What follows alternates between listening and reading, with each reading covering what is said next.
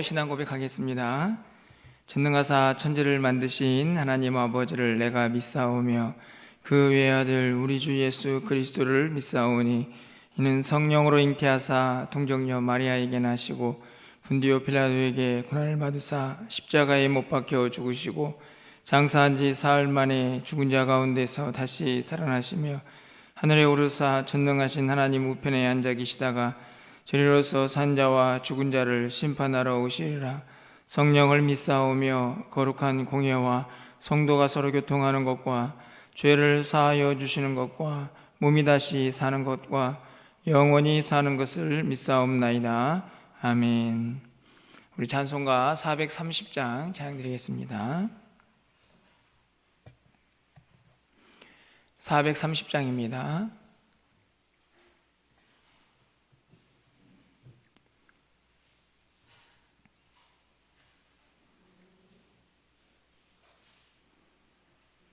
주와 같이 길 가는 것 즐거운 일 아닌가. 우리 주님 걸어가신 발자취를 밟겠네. 한 걸음 한 걸음 주 예수와 함께 날마다 우리 걸어가리. 어린아이 같은 우리 미련하고 약하나 주의 손에 이끌려 생명길로 가겠네. 한 걸음 한 걸음 주 예수와 함께 날마다 우리 걸어가리. 꽃이 피는 들판이나 험한 골짜기라도 주가 인도하는 대로 주와 같이 가겠네. 한 걸음 한 걸음 주 예수와 함께 날마다 우리 걸어가리. 옛 선지자의 녹같이 우리들도 천국에 들려 올라갈 때까지 주와 같이 걷겠네. 한 걸음 한 걸음 주 예수와 함께 날마다 우리 걸어가리. 아멘. 오늘 하나님 말씀은 잠언 20장 16절에서 30절까지 말씀입니다. 구약성경 933쪽에 있습니다. 한 절씩 교독하고 마지막 절은 함께 읽겠습니다. 잠언 20장 16절에서 30절까지 말씀입니다. 타인을 위하여 보증선자의 옷을 취하라. 외인들을 위하여 보증선자는 그의 몸을 볼모 잡을지니라.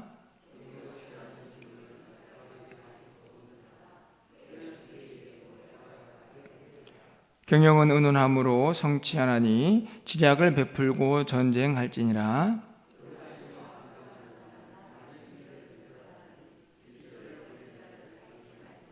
자기의 아비나 어미를 저주하는 자는 그의 등불이 흑암 중에 꺼짐을 당하리라.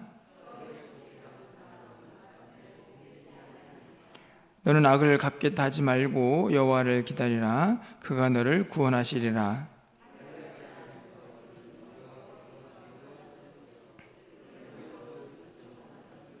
사람의 걸음은 여호와로 말미암나니 사람이 어찌 자기의 길을 알 수 있으랴.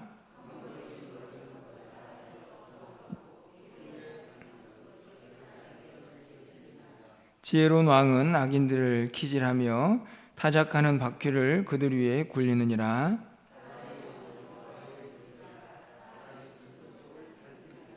왕은 인자와 진리로 스스로 보호하고 그의 왕위도 인자함으로 말미암아 경고하니라. 30절입니다. 상하게 때리는 것이 악을 없이 하나니 매는 사람 속에 깊이 들어가느니라. 아멘. 요즘은 참 비가 많이 온다 이런 생각이 드는데요. 일기예보도 가끔은 맞지 않을 때가 있다는 생각이 들 만큼 비가 참 자주 오고 있습니다. 오늘 새벽에도 분명히 비가 온다는 소식이 없었던 것 같은데 비가 좀 온 흔적이 있고 또 올 때도 보니까 비가 한두 방울씩 떨어지는 그런 모습을 보게 됩니다. 여러분이 만약에 길을 나섰는데요, 우산도 없이 맑은 날인 줄 알고 길을 나서고 있는데 하늘에서 빗방울이 한 방울씩 한 방울씩 떨어지게 되면 여러분의 발걸음은 어떠신가요? 느긋하게 비를 맞으면서 야, 비가 오는구나 이렇게 하십니까? 아니면 막 걸음이 빨라지시나요? 아마 대부분의 사람들은 걸음이 빨라지지 않을까 이런 생각이 듭니다. 어찌 보면 지극히 정상적인 모습인데요, 우리의 신앙생활은 어떤가 생각해 보게 됩니다. 우리가 사실은 평안할 때 마음이 느긋하기도 하고, 그리고 사람들 앞에서도 여유롭게 어떤 결정을 할 때에도 뭔가 좀 진지한 모습들, 이런 좀 평온한 모습들을 늘 간직하지만 마치 갑자기 비가 오듯이 조금만 어렵고 힘든 일들이 닥쳐오게 되면 우리가 쉽게 이성을 잃어버리기도 하고, 이런저런 결정을 할 때에 매우 급하고 또 다급해하는 우리들의 모습을 종종 보게 됩니다. 아마 대부분의 사람들의 모습이 아닐까 또 생각하게 되는데요, 오늘 우리가 부른 찬양처럼 우리가 사실 하나님과 함께 이 믿음의 길을 걸어가는 것이 한 걸음 한 걸음 주님과 동행하게 되는데요, 그 걸음걸이에 사실은 어떤 상황이라는 전제 조건이 따릅니다. 다시 말하면 평온할 때에도 주님과 한 걸음 한 걸음 동행하는 것이고, 또 갑자기 빗방울이 떨어지는 위기의 순간에서도 사실은 주님과 동행한다는 그 대전제는 달라지지 않는 것이죠. 그런데 우리는 연약해서 조금만 빗방울이 떨어져도 마음이 다급해집니다. 그래서 하나님과 동행하는 그 찬양, 그 믿음의 고백은 다 뒤로 하고 나 혼자 막 앞으로 걸어가고 있는 우리들의 모습을 종종 보게 되는 것이죠. 그런 믿음의 사람들, 또 그런 우리의 연약함들 가운데 오늘 본문은 우리가 어떻게 우리의 믿음의 길을 걸어가야 할지를 다시 한번 가르쳐주고 있는 대목들이 있다고 생각이 듭니다. 22절 말씀을 좀 가서 보시면, 너는 악을 갚겠다 하지 말고 여호와를 기다리라. 그가 너를 구원하시리라.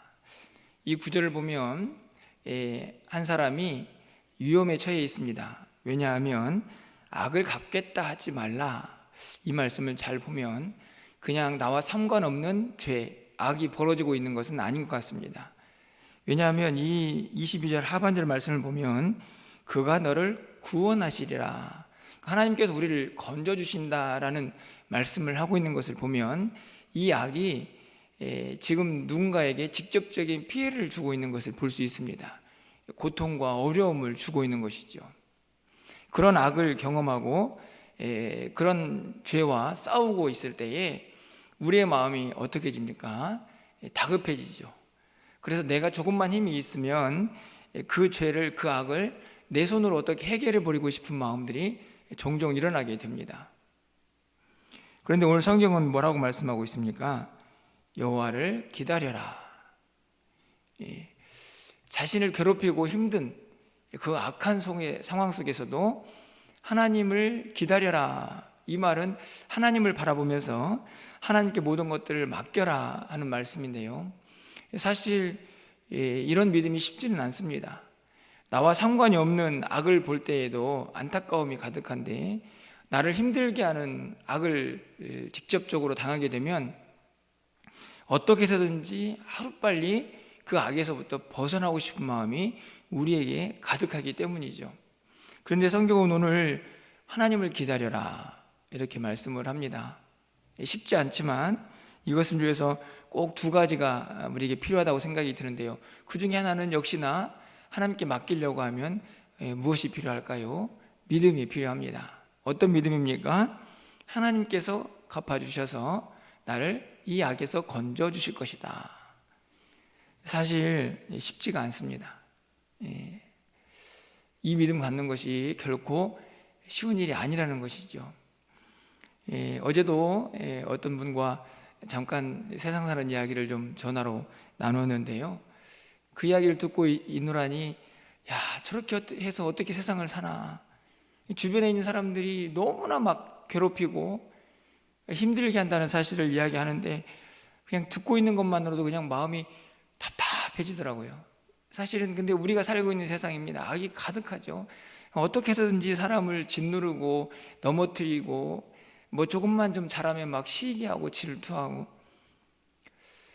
그 이야기를 듣고 있는데 막 마음이 답답하고 막 눈물이 나올 정도였습니다. 그런데 거기에다 대고 악을 갚지 마십시오. 하나님을 기다리시면 됩니다. 그런데 그런 이 믿음을 간직하기 위해서 사실 굉장히 어렵습니다. 하지만 성경은 분명히 말씀하죠. 여호와께 맡기라, 여호와를 기다려라, 하나님이 구원하실 것이다. 시편 27편 14절에 이렇게 말씀합니다. 너는 여호와를 기다릴지어다. 강하고 담대하여 여호와를 기다릴지어다. 이 구절을 잘 보시면 여호와를 기다려라, 여호와를 기다려라, 앞뒤로 이 구절을 배치해 놓고 중간에다가 무슨 문장을 집어넣습니까? 강하고 담대하라. 그러니까 굳건하게 믿음, 용기 이런 것 없이는요, 하나님을 기다린다는 것이 매우 어렵다는 사실을 분명하게 가르쳐 주죠. 이 구절에서 우리가 또 생각해야 할 구절이 있습니다. 로마서 12장 19절 말씀을 제가 읽어드리겠습니다. 내 사랑하는 자들아, 너희가 친히 원수를 갚지 말고 하나님의 진노하심에 맡기라. 기록되었을 때 원수 갚는 것이 내게 있으니 내가 갚으리라고 주께서 말씀하시느니라. 원수가 뭡니까? 악이죠. 나를 괴롭히고 힘들게 하는 사람. 그래서 내가 그것을 내 힘으로 제거해버리고 싶은 마음이 있지만 성경은 뭐라고 말씀합니까? 원수 갚는 것이 하나님께 있다. 그러면 어떻게 합니까? 하나님께 맡겨야 되는 것이죠.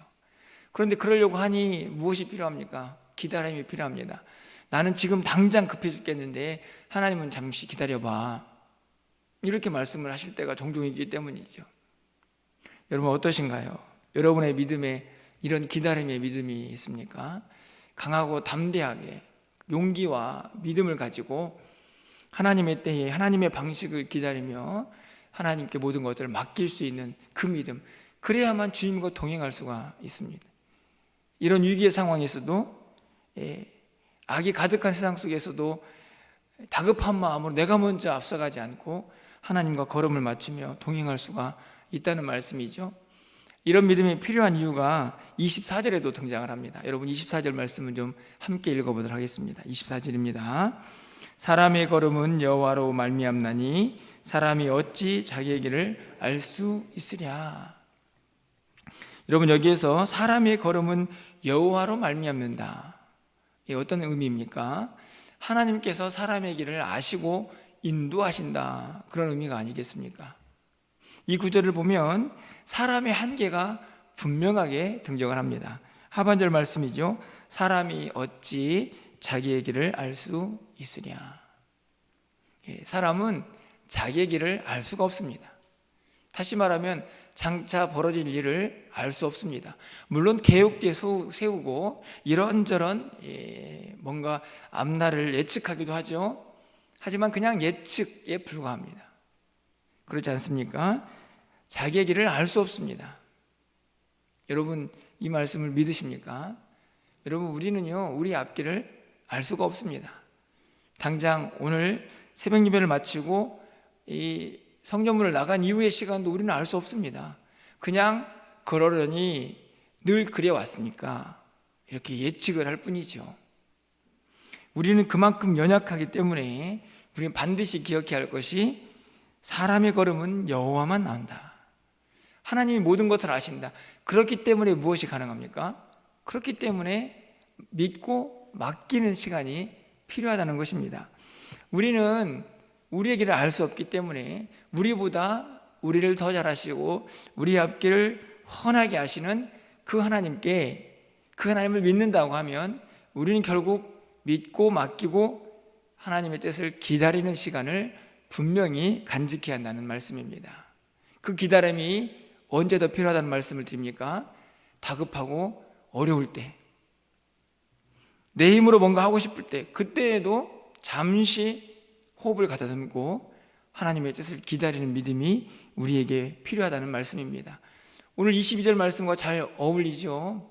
원수 갚는 것, 악을 제거하는 그 일도 기다림이 필요합니다. 위기의 순간이지만 여전히 우리는 우리의 앞길을 알 수 없기에 하나님께 모든 것들을 맡기고 기다리는 겸손과 하나님의 뜻을, 하나님의 능력을 의지하는 믿음이 우리에게 필요하다는 사실입니다. 제가 늘 예를 드는 말씀이지만 아주 좋은 예가 있지 않습니까? 바로 광야길을 걸었던 이스라엘 백성들의 모습입니다. 하나님께서 이스라엘 백성들 가운데에 이 광야 40년의 시간을 통해서 그들에게 철저하게 가르친 것 많이 있지만 그 중에 하나는 그들의 힘을 다 빼놓는 것입니다. 너희들이 인생길을 가는 동안 광야길 같은 상황들이 있겠지만 그때마다 네 생각, 네 힘으로 가는 게 아니고 철저하게 하나님의 도움을 구하는 것이다. 그게 광야 40년 아닙니까? 먹는 것도 하늘에서 주어야 먹을 수 있고, 걸어가는 걸음도 어떻게 걸어갔습니까? 구름기둥, 불기둥으로 인도를 받아야만 걸어갔습니다. 출애굽기 40장 36절, 37절 말씀이죠. 구름이 성막 위에서 떠오를 때에는 이스라엘 자손이 그 모든 행진하는 길에 앞으로 나갔고, 구름이 떠오르지 않을 때에는 떠오르는 날까지 나아가지 아니하였다. 구름이 떠오를 때만 나갔습니다. 멈춰 있으면 그 시간이 뭐 하루든 한 달이든 1년이든 계속 머물러 있는 것이죠. 뭐 하는 겁니까? 맡기고 기다리는 겁니다. 언제까지요? 구름 기둥이 떠오를 때까지. 얼마나 어렵습니까? 빨리 이곳을 떠나고 싶고 빨리 가나안 땅에 가고 싶은 마음. 그런데 하나님은 기다려. 구름 기둥이 떠올라야 가지.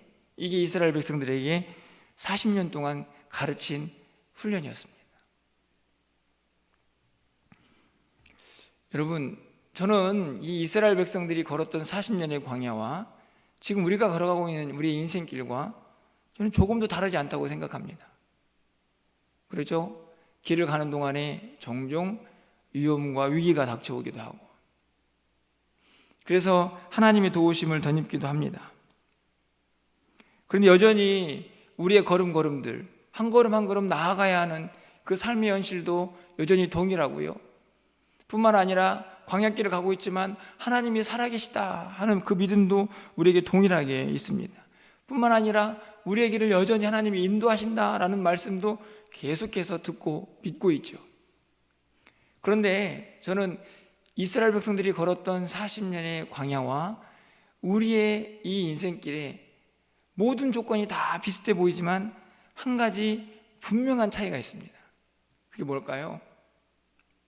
그것은 다른 것이 아니고 구름 기둥이 보이지 않는다는 것입니다. 그렇지 않습니까? 구름 기둥이 없는 게 아닙니다. 왜냐하면 여전히 하나님께서 우리의 길을 인도하고 계시기 때문에 구름 기둥이 분명히 있을 거라고 저는 확신합니다. 근데 문제는 뭡니까?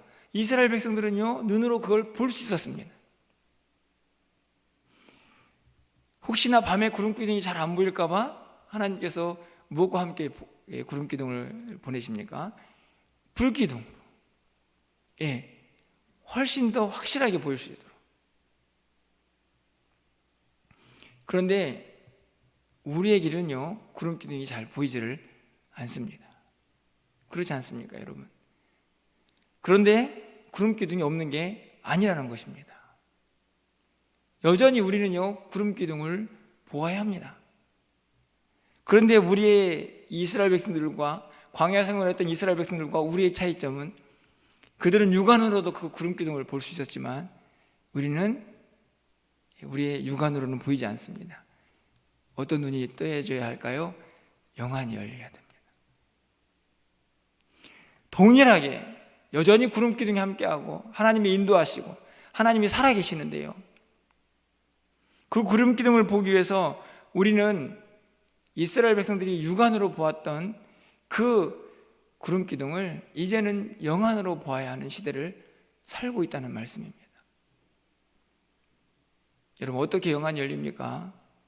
그것은 다른 것에 있지 않고요, 가장 기본적인 두 가지를 하셔야 합니다. 말씀과 기도입니다.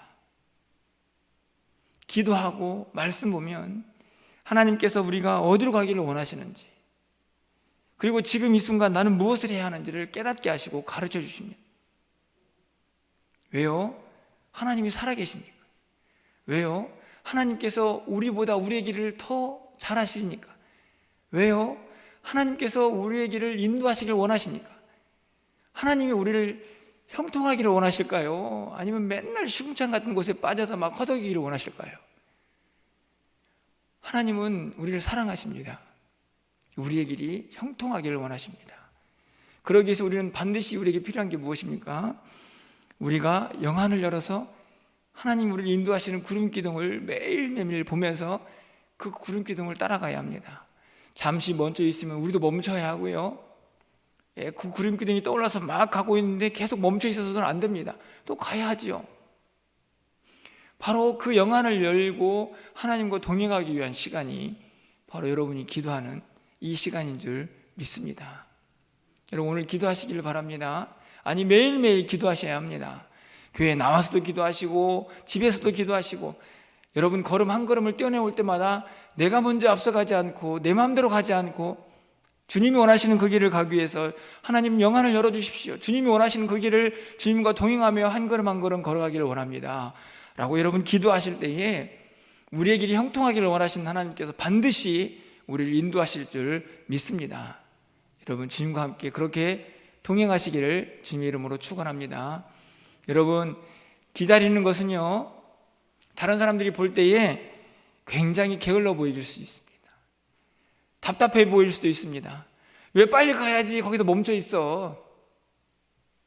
그런데 여러분, 더디고 답답해 보이는 그 기다림이요, 가장 안전한 길, 가장 형통의 길, 그리고 가장 우리에게 주신 최선의 길이라는 사실을 여러분이 결코 잊지 마시고, 여러분 믿음 안에서 주님과 함께 하나님이 보여주시는 그 구름 기둥을 매일매일 보시면서 한 걸음 한 걸음 주님과 동행하며 주님의 인도하심과 함께하는 저와 여러분의 삶이 되시기를 주님의 이름으로 축원합니다. 기도하겠습니다.